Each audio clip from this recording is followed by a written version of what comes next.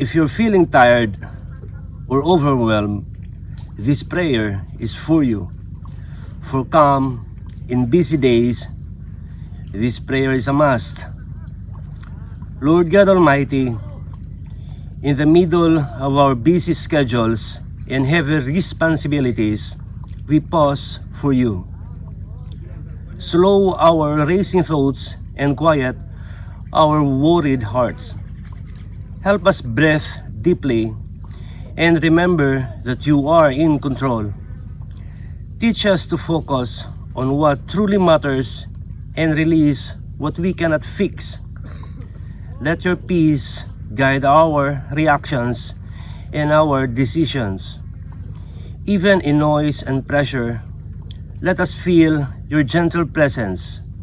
We choose peace over panic and trust over stress.